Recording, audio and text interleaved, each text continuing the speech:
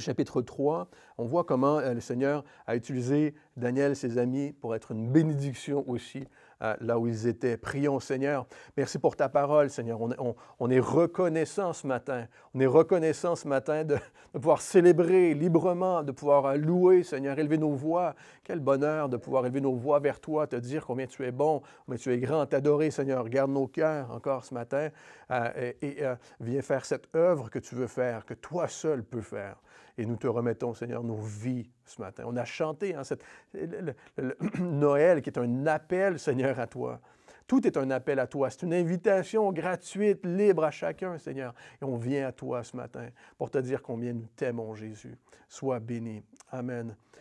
Daniel chapitre 3, on continue, on a vu que avec le rêve de Nebuchadnezzar, qu'il était troublé, Dieu a donné le rêve, a révélé le rêve à Daniel, son explication, et Dieu a montré à Nebuchadnezzar et à nous, par la parole, hein, et ça nous est transmis, ça a été transmis à ce moment en araméen au peuple, aux nations, comment Dieu révélait ce qui va se produire dans la suite des temps. Vous vous souviendrez, hein? Dans la suite des temps, jusqu'au dernier jour. Et c'est extraordinaire parce qu'on va continuer à voir ceci et on voit comment Dieu se révèle ici encore à Nebuchadnezzar, comment Daniel a reçu l'explication du rêve de Nebuchadnezzar sur les royaumes mondiaux qui allaient se succéder jusqu'à la fin des temps des nations. Et on continue ici, Daniel chapitre 3, verset 1. Donc, Daniel a reçu l'explication. Nebuchadnezzar a vu une grande statue dans son rêve. Et l'explication était que c'était les royaumes qui allaient se succéder et que Nebuchadnezzar en était la tête. Différents métaux. Et Nebuchadnezzar était la tête qui était en or. Daniel chapitre 3, il a de la suite dans les idées, Nebuchadnezzar. Donc, Daniel chapitre 3, verset 1. Le roi Nebuchadnezzar fit une statue en or, haute de 60 coudées et large de 6 coudées, environ 30 mètres de haut par 3 mètres de large, ce qui est comparable aux tours ici qu'on a à La Rochelle, à l'entrée de la ville. C'est comme si ce que l'on voit quand on rentre, la première chose qu'on rentre dans la ville, c'était l'entrée, la porte de la ville. Et là, on voit la grande statue de Nebuchadnezzar. Donc, il la dressa dans la vallée du Dura, dans la province de Babylone. Vous savez, chaque homme et femme est précieux aux yeux de Dieu. J'espère que vous le savez. J'espère que vous le croyez. Chaque personne que vous rencontrez, chaque homme, chaque femme est précieux aux yeux de Dieu. Mais personne n'est supérieur aux autres. J'espère que vous le savez aussi. Personne n'est supérieur. Nous pouvons être tentés parfois de croire que nous sommes meilleurs si nous réussissons, par exemple. On se trouve dans une bonne position. On peut être tenté de croire qu'on est supérieur. Et c'est une des grandes hérésies de ce monde, de croire à cause des richesses, à cause du pouvoir surtout. Et Nebuchadnezzar est dans cette situation où l'orgueil, évidemment, de Nebuchadnezzar le mènera à sa perte. Et ici, il construit une grande statue d'or. Cette statue, certains évalueraient, si c'était en or massif, certains l'évalueraient à 1 milliard d'euros aujourd'hui.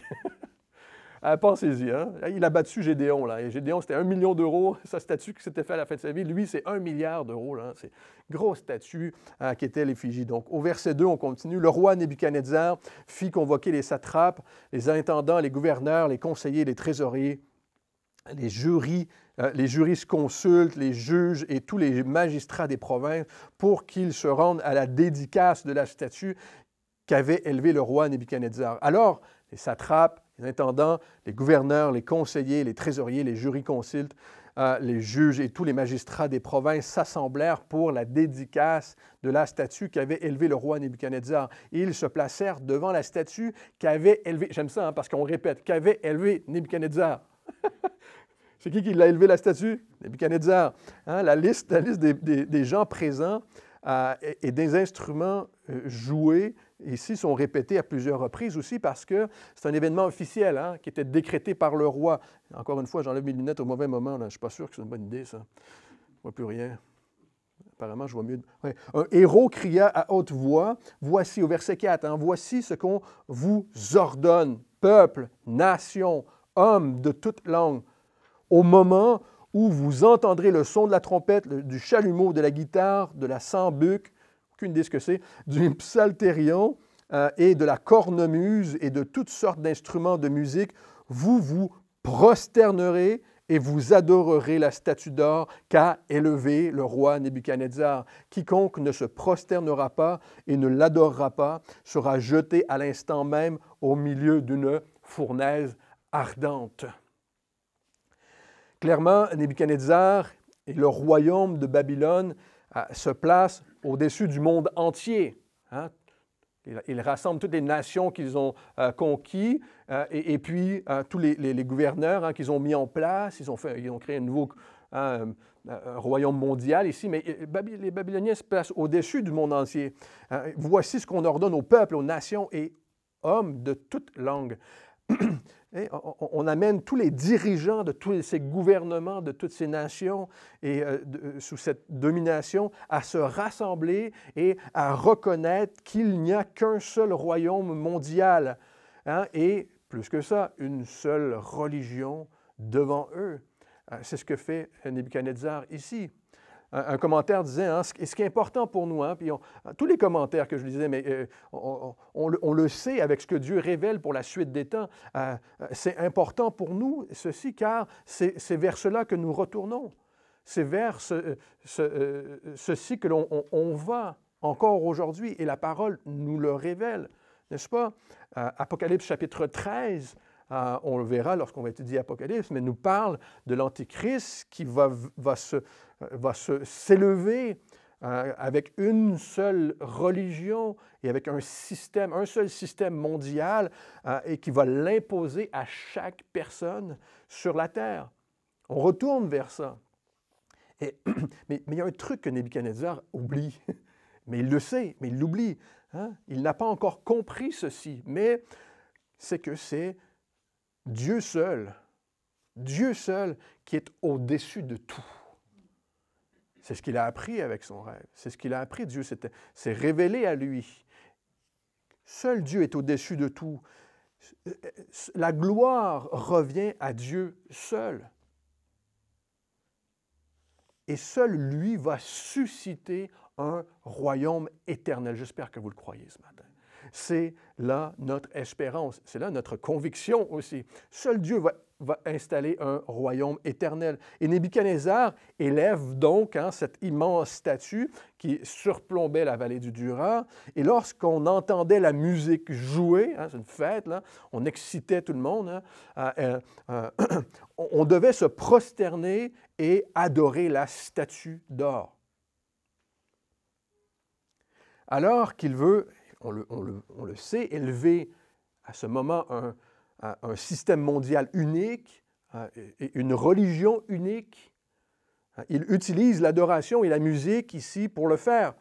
Mais vous savez, Ézéchiel, chapitre 28, nous révèle que Satan avait à son service la musique et nous laisse même comprendre peut-être qu'il était à la tête de la louange des anges avant sa chute. Vous lirez Ézéchiel chapitre 28, verset 13, nous le dit, Satan sait que la musique attire les gens. Ce genre de célébration attire les gens, mais surtout qu'elle rejoint les émotions. Mais la musique n'est pas la vérité. Ce qui se produit là n'est pas la vérité, frères et sœurs. Hein? Nous ne sommes pas conduits par les émotions, j'espère que vous le savez. Nous sommes conduits par la vérité de la parole de Dieu, de la Bible. Et la foi en Dieu, la foi que nous plaçons en notre Dieu. La musique ne remplace pas la vérité de la parole de Dieu. La musique, ou plutôt appelons-la la louange, même pour nous aujourd'hui. La louange est une réponse à la gloire de Dieu. Nous répondons à sa gloire. Nous répondons à sa parole et qui est produite par une relation avec Dieu. J'espère que ça fait du sens pour vous. Cette louange-là est produite par une relation avec Dieu. Et cette relation, on l'entretient, évidemment, produit cette louange. Quiconque ne se prosternera pas, voici le décret, quiconque ne se prosternera pas et ne l'adorera pas sera jeté à l'instant même au milieu d'une fournaise ardente. Si les émotions, ça ne fonctionne pas, ben on va utiliser l'intimidation. Si les émotions ne fonctionnent pas, on va tenter de vous convaincre par l'intimidation. Et c'est une stratégie que le diable utilise encore aujourd'hui, frères et sœurs, jusqu'à ce jour. Qu'est-ce qu'on peut considérer comme une intimidation dans notre société aujourd'hui? Hein? La fournaise, la fournaise ou l'influence sociale, l'opinion des autres, la peur du rejet parfois, hein? La moquerie, hein? Avoir peur qu'on se moque ou qu'on se moque de nos convictions, de notre foi, de la Bible. Apparemment, Nebuchadnezzar avait des méthodes intéressantes pour convaincre. On l'a déjà vu qu'il menaçait de couper les gens en morceaux, il va le refaire plus tard, et ici de les mettre dans une fournaise. Hein? C'est un choix, la fournaise ou être découpé en morceaux. Nous comprenons, frères et sœurs, que notre Dieu veut nous libérer de tout ça. J'espère que vous comprenez ceci. Dieu veut nous libérer de tout ça, et c'est le message qu'il va faire passer ici à Nebuchadnezzar par ces trois jeunes gens. C'est pourquoi au verset 7, « Au moment où tous les peuples entendirent le son de la trompette, du chalumeau, de la guitare, de la sambuc, du psalterion et de toutes sortes d'instruments de musique, tous les peuples, les nations, les hommes de toute langue se prosternèrent et adorèrent la statue d'or qu'avait élevée le roi Nebuchadnezzar. Hein? Pression sociale. Tout le monde le fait, on va le faire nous aussi. Hein? Si Nebuchadnezzar n'avait pas élevé cette statue, elle serait restée couchée. Hein? Je ne sais pas si vous comprenez ceci, là, mais elle serait restée par terre si lui ne l'avait pas élevée. Notre Dieu n'est pas une statue qu'on doit replacer debout lorsqu'elle tombe, qu'on doit nettoyer lorsqu'elle est sale. Ce n'est pas notre Dieu. Qu'est-ce que Job, je ne sais pas pourquoi j'allais dire Job, qu'est-ce que Job allait à proclamer au sujet de son Dieu? Job chapitre 19. Qu'est-ce qu'il a proclamé? « Je sais que mon Rédempteur est vivant et qu'il se lèvera le dernier sur la terre. » Voilà en quoi Job, depuis longtemps, avait mis son espérance, savait que c'est lui qui se lèverait le dernier sur la terre, savait très bien que c'est lui qui amènerait son royaume éternel. On continue au verset 8. « À cette occasion, dans le même temps, quelques Chaldéens s'approchèrent et accusèrent les Juifs. Par jalousie, sans doute. Hein. Au verset 9, ils prirent la parole et dirent au roi Nebuchadnezzar, « Ô roi, vis éternellement. » Je ne pense pas. Au verset 10, « Tu as donné un ordre d'après lequel tous ceux qui entendraient le son de la trompette, du chalumeau, de la guitare, de la sambuc, de psalterion, de la cornemuse et de tous ces instruments, je suis très content qu'ils disent toutes sortes d'instruments ici, devraient se prosterner et adorer la statue d'or, et d'après lequel quiconque ne se prosternerait pas et ne l'adorerait pas serait jeté au milieu d'une fournaise ardente. » On va mentionner ici, là, dans ces quelques versets, une dizaine de fois le mot fournaise ardente. J'ai chaud juste à en parler. Au verset 12. « Or, il y a des Juifs à qui tu as remis l'intendance de la province de Babylone, Shadrach, Meshach et Abednego, hommes qui ne tiennent aucun compte de toi. » On le rend ça personnel, hein? « Toi. Au roi, ils ne servent pas tes dieux, ils n'adorent point la statue d'or que tu as élevée, hein, toi, tes dieux, ta statue. Hein, ils ne rendent pas compte de toi. » Évidemment, ça attire on va le voir, ça va faire monter les émotions hein, aussi chez Nebuchadnezzar. Donc, évidemment qu'il le prend personnel. Alors, Nebuchadnezzar, irrité et furieux, hein, il se sent défié, donna l'ordre qu'on amène Shadrach, Meshach et Abednego, et ces hommes furent amenés devant le roi. Daniel devait être en voyage à ce moment-là. Hein. Il avait une position très importante, devait être en voyage probablement, mais on va lui faire le même coup. On va le faire le même coup avec sous Darius, hein, et on va le jeter au lion. Mais ici, c'est les trois amis qui sont pris par le roi. Nebuchadnezzar, au verset 14, prit la parole et leur dit, « Est-ce de propos délibérés, Shadrach, Meshach et Abednego, que vous ne servez pas mes dieux et que vous n'adorez pas la statue d'or que j'ai élevée. Donc, encore une fois, Nebuchadnezzar utilise une autre technique ici. Hein, c'est toujours une pression sociale. Hein, pourquoi tout le monde le fait? Pourquoi vous ne le faites pas? Allez, on va relancer la musique hein, et tout le monde va vous regarder maintenant. La pression, une pression extraordinaire. Tout le monde va vous regarder, les amis. Donc, au verset 15, maintenant, tenez-vous prêts. Et au moment où vous entendrez le son de la trompette, du chalumeau, de la guitare, de la cymbale, et tous les instruments, on va couper court, là, et adorer, hein, vous vous prosternerez et vous adorerez la statue que j'ai faite. Si vous ne l'adorez pas, vous serez jeté à l'instant, même au milieu d'une fournaise ardente. Et quel est le Dieu qui vous délivrera de ma main? J'imagine que les trois amis devaient dire, « Écoute-toi parler, Nebuchadnezzar. Hein? Ma statue que moi j'ai élevée, non, non, non. » Mais Nebuchadnezzar va poser une bonne question ici. Hein? Quel est le Dieu qui vous délivrera? Très, très bonne question, Nebuchadnezzar. Tu vas avoir la réponse, mais c'est tout de même une grande arrogance face à Dieu. Verset 16, Shadrach, Meshach et Abednego répliquèrent au roi Nebuchadnezzar, « Nous n'avons pas besoin de te répondre là-dessus. » Effectivement, Dieu va te le montrer lui-même. Ils lui dirent, hein, « Perds pas ton temps. Ne perds pas ton temps. Tu n'as pas besoin de relancer tout ça à la machine. Hein? Ça ne nous intéresse pas trop. Ne refais pas tout ça. On ne va pas adorer ta statue. »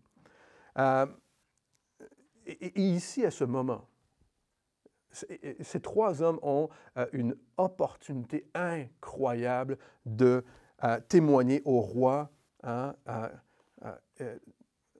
avant que Dieu se témoigne lui-même de qui il est. Ils ont une opportunité incroyable de témoigner de Dieu. Au verset 17, « Voici notre Dieu que nous servons peut nous délivrer de la fournaise ardente.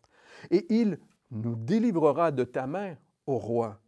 Sinon, sache, ô roi, hein, ils sont respectueux tout de même, que nous ne servirons pas tes dieux et que nous n'adorerons pas la statue d'or que tu as élevée. Notre Dieu que nous servons peut nous délivrer de la fournaise ardente. Va-t-il le faire? C'est son choix. Ils ne le savent pas. Va-t-il le faire? Dieu peut nous délivrer de la fournaise ardente. Éphésiens chapitre 3, verset 20. On va avoir beaucoup de versets, je vais en lire quelques-uns pour vous. Je vais vous lire Éphésiens chapitre 3, verset 20 qui nous dit « À celui qui peut faire, par la puissance qui agit en nous, infiniment au-delà de tout ce que nous demandons et pensons, à lui soit la gloire dans l'Église et en Jésus-Christ. » À celui qui peut faire. Hein, nous savons en tous les cas que notre Dieu nous délivrera de ta main, ô roi. Soit qu'on meurt aujourd'hui et qu'on le rencontre, ou soit que Dieu permet qu'on évite la fournaise. Peut-être que dans leur tête, ils se disaient, peut-être que tu vas changer d'idée. Je ne suis pas sûr qu'ils imaginaient là, que Dieu allait faire tout ça. Mais peut-être que Dieu va changer ton cœur envers nous. Mais, frères et sœurs, nos convictions doivent être ancrées avant que la fournaise ne frappe. Hein, une dizaine d'années auparavant, probablement une dizaine d'années auparavant, ces jeunes hommes, avec Daniel, avaient décidé, on se souvient, de ne pas se souiller avec les mets du roi, avec le vin à la table du roi. Hein, ils étaient âgés seulement d'une quinzaine d'années à ce moment, peut-être 25 ans à ce moment ici. Ils sont au cœur de cette pression sociale. Et puis, ils ont des postes hein, qu'ils veulent préserver, peut-être qu'ils voudraient préserver. Ils mettent tout ça. Il met toutes ces choses devant Dieu, devant le roi. Il dit non, on ne va pas sacrifier notre foi, notre obéissance à Dieu pour garder notre position, pour faire comme tout le monde. Est-ce que ces jeunes gens manquent de foi parce qu'ils disent « si Dieu le veut » ? Absolument pas. Au contraire, ils se tiennent là par la foi. Ils sacrifient tout le reste. Ce n'est pas qu'ils ne savent pas. Ils savent que Dieu peut. Ils connaissent leur Dieu. Mais notre foi, frères et sœurs, n'est pas basée sur des miracles que Dieu opère, mais sur sa parole, sur sa promesse. Et quelle est sa promesse? Il ne m'abandonnera pas. J'espère que vous le savez ce matin. Il ne m'abandonne jamais. Ça va à l'encontre de ce que certains chrétiens, même parfois, peuvent penser, de proclamer les choses pour qu'elles se produisent. Je connaissais des chrétiens qui devenaient fâchés parce que tu disais, bien, si Dieu le veut. Non, pas si Dieu le veut. Dieu va faire ceci. Non, et ça va à l'encontre de cette pensée-là, de dire que tu dois proclamer pour que les choses se produisent. Ce qui est plutôt de la superstition ou même de l'arrogance parfois. Si Dieu le veut. Au verset 19, « Sur quoi Nebuchadnezzar fut rempli de fureur, et il changea de visage en tournant ses regards contre Shadrach, Meshach et Abednego. » Là, on ne peut pas avoir la pression plus près de nous. Là. Et il reprit la parole et ordonna de chauffer la fournaise 7 fois plus qu'il ne convenait de la chauffer. On ne voit pas ces hommes plaider pour leur vie même, contre le roi, pour sauver leur vie. Je crois, sans aucun doute, qu'à ce moment, ces hommes prient. Comme à leur habitude, ils ont fait ça auparavant, ils vont le refaire. Daniel va le refaire, on va le voir. Ils vont prier. Je pense qu'à ce moment-ci, ils ne plaident pas pour leur vie. Ils ont leur conviction bien ancrée et ils prient.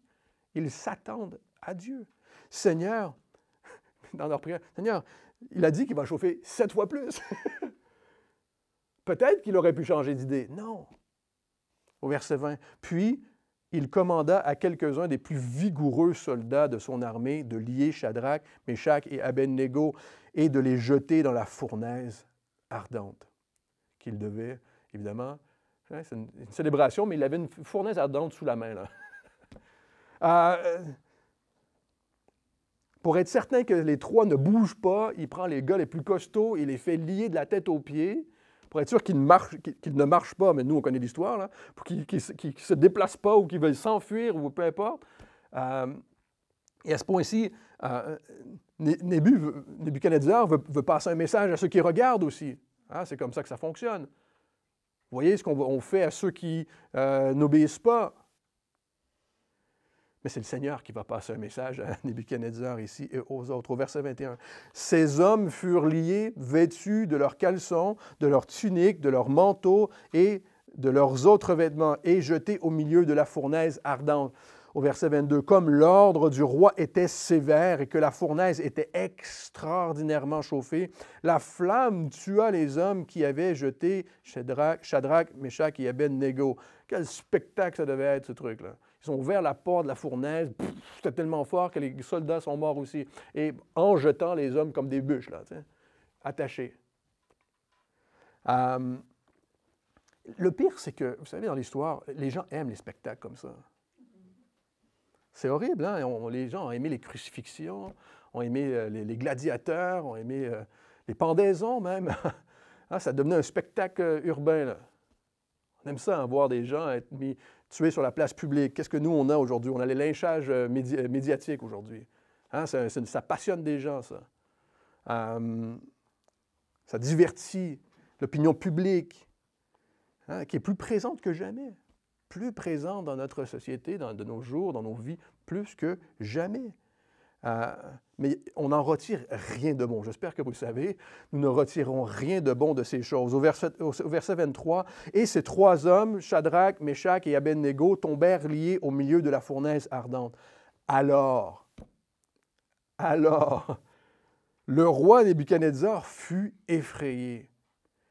Et il se leva précipitamment. Il prit la parole et il dit à ses conseillers, « N'avons-nous pas jeté au milieu du feu 3 hommes liés? » Ils répondirent au roi, « Certainement, roi. » Il reprit et dit, « Eh bien, je vois 4 hommes sans lien qui marchent au milieu du feu et qui n'ont point de mal. » Et la figure du 4e ressemble à celle d'un fils des dieux.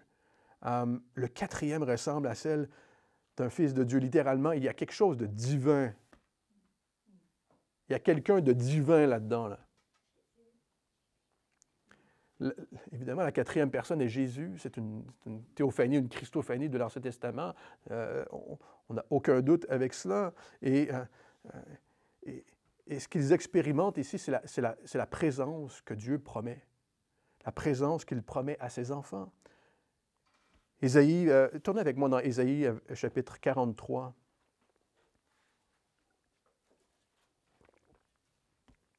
Ésaïe chapitre 43 nous parle de cette promesse de la présence. Et c'est une des plus belles et les plus grandes promesses de Dieu pour nous, encore aujourd'hui, sa présence. Ésaïe chapitre 43, verset 2 nous dit « Ainsi parle maintenant l'Éternel qui t'a créé, ô Jacob, celui qui t'a formé, ô Israël. Ne crains rien, car je te rachète. Je t'appelle par ton nom. Tu es à moi. » Écoutez ceci. « Si tu traverses les eaux, je serai avec toi. Et les fleuves, ils ne te submergeront point. Si tu marches dans le feu, tu ne brûleras pas. Et la flamme ne t'embrasera pas. Car je suis l'Éternel, ton Dieu, le Saint d'Israël, ton Sauveur. » Prophétie messianique extraordinaire, promesse de Dieu pour chacun d'entre nous qui sommes en Christ Jésus. Encore aujourd'hui, Shadrach, Meshach et Abednego, qui sont Anania, Michaël et Azaria, c'est leurs noms, les noms babyloniens, là, mais ont expérimenté la présence de Christ. La chose qu'on peut remarquer, c'est que la seule chose qui a été détruite, ils avaient leurs caleçons, j'aime ça, ils avaient leur tunique, ils avaient tout. Rien n'a été brûlé, sauf les liens. Sauf les liens qui les retenaient. Et le Seigneur les a délivrés. Au verset 20, on voit les hommes forts les ont liés. Au verset 21, ils furent liés. Au verset 23, ils tombèrent liés au milieu de la fournaise. Au verset 24, 3 hommes liés. Au verset 25 encore, 4 hommes déliés. Et c'est ce que nous sommes, frères et sœurs, en Christ Jésus. Nous sommes déliés. Nebuchadnezzar dit, effrayé, surpris, il dit « eh bien » ou « eh bien ». C'est peut-être toulousain, là, mais ça me fait penser à ça. Mais, littéralement, voyez, je vois 4 hommes sans lien qui marchent au milieu du feu et qui n'ont point de mal. Ils marchaient avec Jésus dans la fournaise et ils n'étaient pas affectés par le feu parce que le Seigneur les protégeait. C'est ce que c'est expérimenter la présence de Dieu, la présence de Jésus, de son Esprit. Il nous protège. Tout ça pour la gloire de Dieu. Tout ça pour la gloire de Dieu. Et c'est la promesse que nous avons encore aujourd'hui. Hébreux chapitre 13, verset 6, je vous le lis, nous dit « Je ne te délaisserai point et je ne t'abandonnerai point. » C'est donc avec assurance que nous pouvons dire « Le Seigneur est mon aide. Je ne craindrai rien. Que peut me faire un homme? » J'espère que c'est un message d'encouragement pour vous ce matin. Ensuite, au verset 26, Daniel chapitre 3, Nebuchadnezzar s'approcha de l'entrée de la fournaise ardente aussi près qu'il pouvait probablement. En prenant la parole, il dit « Shadrach, Meshach, Abednego, serviteurs du Dieu suprême, sortez et venez. » Et Shadrach, Meshach et Abednego sortirent du milieu du feu. Alors, évidemment, l'attitude de Nebuchadnezzar change encore. Il est passé de gentil à fâché, à gentil, à gratte l'amitié. Là. Moi, j'appelle ça gratter l'amitié. Mais et ici, son attitude a changé. « Ô serviteur du Dieu suprême, sortez et venez. » Frères et sœurs, l'histoire de Shadrach, Meshach et Abednego est importante, même dans l'histoire. Dans toute l'histoire, depuis ce moment, dans l'histoire des hommes et des femmes, parce que combien de chrétiens ont été brûlés, combien de chrétiens sont morts persécutés à cause de leur foi, et combien de chrétiens ont eu besoin de ce témoignage de la présence de Dieu. On n'entendra plus parler de Shadrach, Meshach et Abednego à partir de ce moment-là, alors qu'on croit. Il y a eu des documents babyloniens qui ont été découverts, qui en font mention aujourd'hui, mais on croit que dans Hébreux chapitre 13, on les mentionne dans les héros de la foi. Je vous le lis, Hébreux chapitre 13, verset 33 qui dit « Qui, par la foi, vainquirent des royaumes, exercèrent la justice, obtinrent des promesses, par la foi, fermèrent la gueule à des lions. » Au verset 34, Qui, par la foi, éteignirent la puissance du feu, échappèrent aux tranchères de l'épée, furent guéris de leur maladie, furent vaillants à la guerre, mirent en fuite des armées étrangères, par la foi. » Par la foi. Ça veut dire quoi par la foi? Ça s'attendre à Dieu, à ce que Dieu peut faire. Par la foi, ça veut dire quoi? C'est de laisser Dieu agir pour sa propre gloire. La décision est entre ses mains de ce qu'il veut faire, à quel moment il veut faire. Mais nous vivons par la foi. Est-ce que par la foi, Shadrach, Meshach et Abednego ont évité la fournaise? Non, ils étaient dans la fournaise. Mais Dieu les a protégés par la foi. C'est une leçon importante pour nous encore aujourd'hui d'avoir nos convictions ancrées en Dieu pour faire face au monde dans lequel nous vivons. Être encouragé à être engagé et convaincu pour Dieu afin d'être un témoignage pour lui. Pas toujours être replié sur nous, attendre, puis non Seigneur, pourquoi? Non, être un témoignage par la foi pour Dieu, là où nous sommes. Et nous savons que le Seigneur, frères et sœurs, le Seigneur nous a protégés de tellement de situations. On a des histoires extraordinaires, je pense, chacun d'entre nous. Le Seigneur nous a protégés, nous a délivrés, miraculeusement parfois. Et nous faisons face à toutes sortes de fournaises. Encore aujourd'hui, la critique, parfois, est une fournaise. Être exclu, être rejeté est une fournaise. Être trahi, vivre des difficultés financières, la maladie peut être une fournaise. La solitude est une fournaise terrible parfois. La solitude à laquelle on fait face et où le diable veut nous tenter encore aujourd'hui, de croire que parce qu'on est seul, Dieu nous rejette, on nous a abandonnés, ce qui n'est pas le cas. L'opinion du monde qui nous dit « Ah, ben voilà, tu es seul, tu es célibataire, mets-toi avec n'importe qui, va désobéis à Dieu, laisse faire ce que Dieu pense, vas-y pour ton bonheur. » Toutes ces choses-là, c'est une fournaise, frères et sœurs. On se retrouve dans des situations qui vont tester notre foi, mais qui vont fortifier notre foi. J'espère que vous savez ceci. La fournaise est un test. C'est difficile, mais c'est aussi un moment extraordinaire où Dieu va fortifier ta foi. 1 Pierre, chapitre 1, je vous le lis, nous dit « L'épreuve de votre foi, plus précieuse que l'or périssable, qui cependant est éprouvée par le feu, qu'elle ait pour résultat la louange, écoutez ceci, la gloire et l'honneur lorsque Jésus apparaîtra. » Même si la fournaise est longue parfois, nous avons cette espérance de voir Jésus venir nous chercher. J'espère que vous avez cette espérance encore aujourd'hui. Vous pouvez dire dans la fournaise, soit que je meurs aujourd'hui, je vais rejoindre mon Dieu, ou soit que la fournaise va être pure. Mais je sais que mon Dieu me sauvera, qu'il me sauve aujourd'hui. 1 Pierre, chapitre 4, je vous le lis aussi, nous dit, « Mes bien-aimés, écoutez ceci, ne trouvez pas étrange d'être dans la fournaise de l'épreuve, comme s'il vous arrivait quelque chose d'extraordinaire. Réjouissez-vous au contraire de la part que vous avez aux souffrances de Christ, afin que vous soyez aussi dans la joie et dans l'allégresse lorsque sa gloire apparaîtra. » Est-ce qu'on a une espérance réelle dans Jésus qui va apparaître? Il nous le dit. Si vous êtes outragés pour le nom de Christ, si vous êtes heureux parce que l'Esprit de gloire, l'Esprit de Dieu repose sur vous. Si on est outragé, on est heureux parce que l'Esprit de gloire repose sur nous. Jésus a dit dans Matthieu chapitre 16, « Si quelqu'un veut venir après moi, qu'il renonce à lui-même, qu'il se charge de sa croix et qu'il me suive. Car celui qui voudra sauver sa vie la perdra, mais celui qui la perdra à cause de moi la trouvera. » Shadrach, Meshach et Abednego ont mis tout devant Dieu.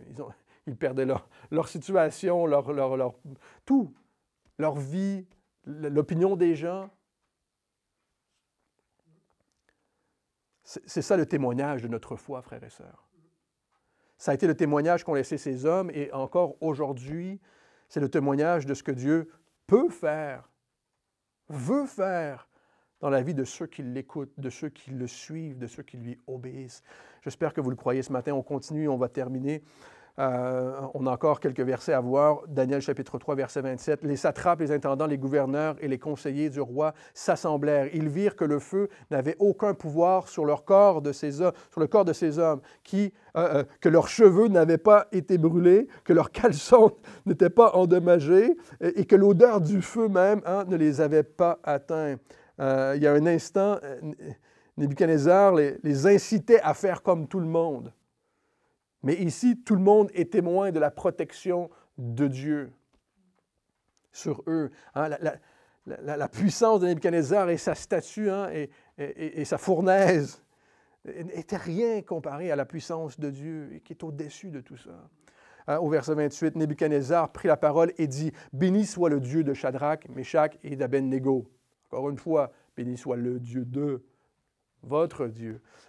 Il ne dit toujours pas « mon Dieu », lequel a envoyé son ange et délivré ses serviteurs qui ont eu confiance en lui et qui ont désobéi, qui ont violé l'ordre du roi et livré leur corps plutôt que de servir et d'adorer aucun autre Dieu que leur Dieu. Aucun autre Dieu n'existe pas, autre que ta statue que tu as élevée. Nebuchadnezzar répond encore en politicien ici. Très bon politicien. Mais le Seigneur n'en a pas terminé avec lui. Nebuchadnezzar agit de la même manière qu'il a fait avec Daniel, quand il a dit « Béni soit le Dieu de Shadrach, Meshach et Abednego ». Il avait dit ça aussi à Daniel. « Béni soit ton Dieu ». Dieu est ton Dieu, que tu le veuilles ou non. Dieu est ton Dieu.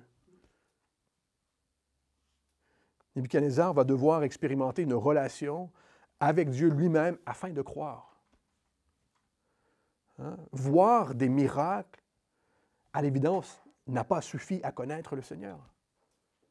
Il a raison de dire que Shadrach, Meshach et Abednego ont eu confiance en Dieu.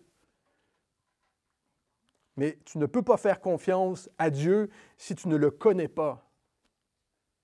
J'espère que ça fait du sens pour vous aujourd'hui. Tu ne peux pas lui faire confiance si tu n'as pas une relation personnelle avec lui. Tu peux perdre cette confiance si tu n'entretiens pas cette relation avec lui. Nebuchadnezzar a raison de dire ils ont désobéi à l'ordre du roi. En fait, ils ont obéi au roi des rois.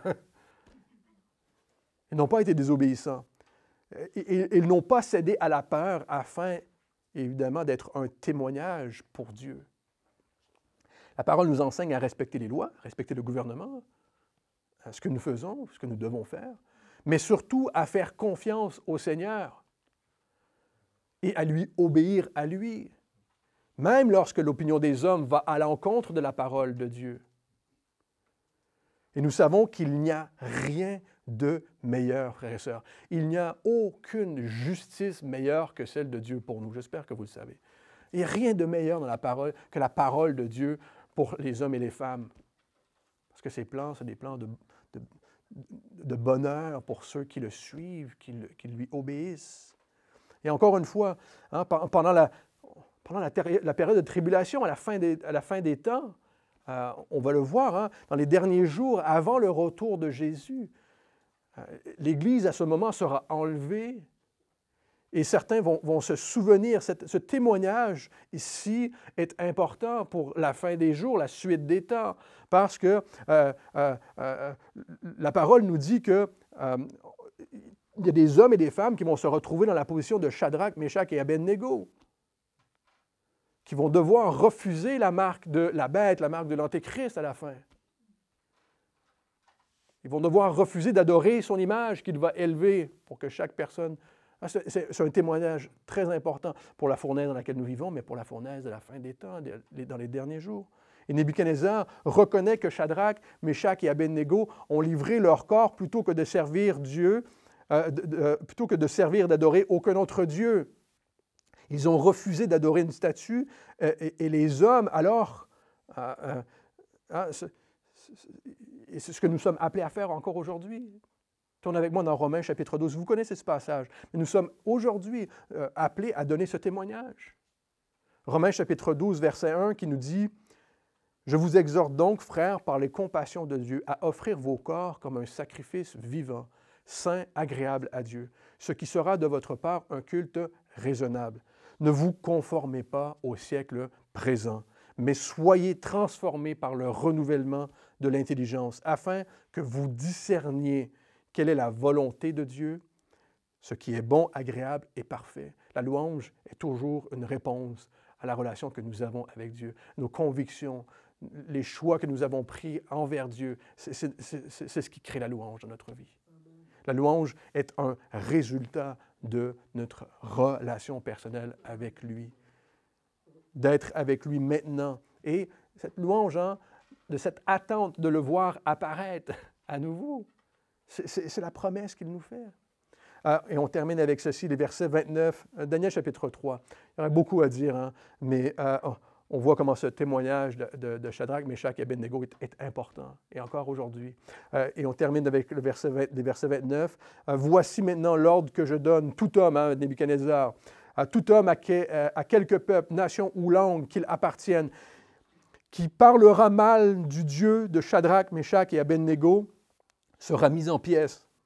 Et sa maison sera réduite en un tas d'immondices parce qu'il n'y a aucun autre Dieu qui puisse délivrer comme lui.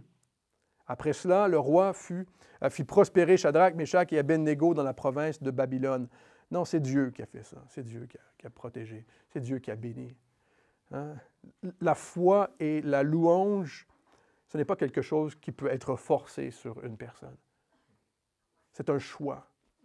C'est un choix que nous faisons. C'est une décision que nous prenons pour Dieu, que l'on prend de mettre de côté notre vie afin de suivre Christ. Hein? Le Romains chapitre 12 nous dit « Renouvelez votre intelligence afin que vous connaissiez la volonté de Dieu. » C'est un choix que l'on doit prendre. On a un Dieu d'amour et une vraie relation d'amour, ce n'est pas forcé. Il nous aime, il attend qu'on l'aime en retour. Nebuchadnezzar a juste peur à ce moment-ci hein, des conséquences de la fournaise pour lui. Il comprend qu'il y a quelque chose de plus puissant que lui. Hein, de ce que le Dieu de Shadrach, Meshach et Abednego peut lui faire, ou peut faire. Mais il reste un polythéiste ici. Hein, il y a plusieurs dieux pour lui, là, plusieurs choses dans sa vie. Alors qu'aucun autre Dieu n'existe.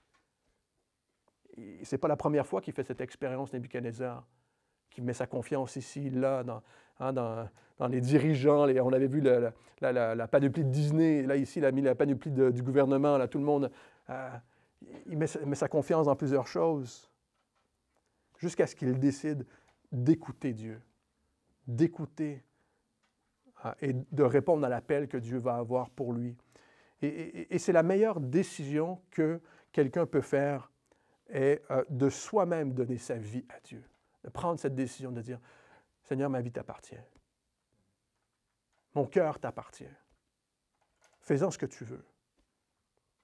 J'arrête de tenir les rênes. Hein? J'arrête de vouloir garder ma vie afin de ne pas la perdre, mais que toi, tu puisses la sauver. J'espère que ça fait du sens pour vous aujourd'hui.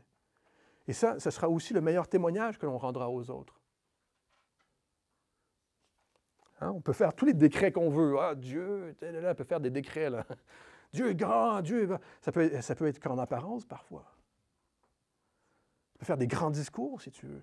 Mais tant que tu ne t'abandonnes pas à lui, toi-même, tu ne peux pas lui faire confiance. Tu ne peux pas expérimenter sa présence. Dieu est Dieu. Que tu crois ou tu ne crois pas, ça ne change rien. Il est Dieu. Il est le seul. Il est le seul qui peut délier de tes liens, de tes péchés. Il est le seul qui peut faire ça. Qu'est-ce qui te lie aujourd'hui? Qu'est-ce qui te retient aujourd'hui? Notre foi est basée sur qui est Dieu et ce qu'il a accompli pour notre rédemption. Notre foi est basée sur ça. Que Jésus est le Messie, il est le Fils de Dieu. Il est venu sur terre, il a vécu une vie sans péché. Il est mort à la croix pour moi. Il a pris mes péchés sur lui. Il a été enseveli et il est ressuscité le 3e jour pour me donner la vie éternelle. Il a vaincu la mort. Il n'y en a pas d'autre. Il n'y en a pas d'autre. J'espère que vous le croyez ce matin. Si vous avez quelque chose qui vous retient, vous empêche, même dans ce temps de Noël, de ce temps de célébration, qui vous empêche à venir à lui, arrêtez-vous. Regardez à Dieu. Seigneur, ma vie t'appartient. Ma vie t'appartient. Pardonne-moi pour mes péchés. Pardonne-moi parce que j'ai mis des choses devant toi. J'ai plié face à la pression sociale. Je me suis prosterné avec les autres, alors que, Seigneur, tu m'appelles à être un témoignage au milieu de cette génération. Que le Seigneur vous bénisse. Prions. Seigneur, merci pour ta parole. Merci parce que tu es un Dieu grand. Tu es un Dieu puissant. Tu es un Dieu bon. Tu es mon Dieu. Tu es mon Dieu. Et on se réjouit ce matin, Seigneur, du témoignage que tu nous as donné, tu nous as laissé, Seigneur, de ces 3 hommes. Mais on te prie, Seigneur, de nous permettre d'expérimenter ta présence. À chaque jour de notre vie, peu importe là où nous nous trouvons, Seigneur, nous savons que tu es avec nous, que ta promesse est encore pour nous aujourd'hui. Je ne t'abandonnerai pas, je ne te délaisserai pas. Seigneur, je veux me blottir dans tes bras. Je veux venir à toi, Seigneur, et venir à l'ombre de tes ailes, sous ton rempart, comme disait David. Vraiment, profiter, Seigneur, de ta présence, afin d'être un témoignage aussi pour toi. Aide-moi, Seigneur, à me tenir face au monde, face à la tentation, parfois, dans cette fournaise dans laquelle je peux me trouver. J'ai besoin de ta présence. J'ai besoin que tu me délies. C'est une prière, Seigneur, que l'on veut constamment faire. On est avec toi, peu importe où nous allons. Nous sommes avec toi. Tu es avec nous. Nous marchons avec toi. Le monde si le monde ne le voit pas par notre attitude, on te demande pardon, Seigneur. On veut que le monde puisse voir, Seigneur, que tu marches avec nous. Même lorsque la fournaise est 7 fois plus forte parfois. On veut que ce soit le témoignage, Seigneur, qui reste de ceux qui ont vu, Seigneur, ce que tu as fait dans notre vie. Qu'on a été protégés. On est même joyeux parfois. Il n'y a que les chrétiens qui se réjouissent dans la souffrance, dans la difficulté. Mais c'est grâce à toi, tout ça te revient pour ta gloire. Et nous voulons te dire merci, Jésus, parce que tu ne nous abandonnes pas. En ton nom. Amen.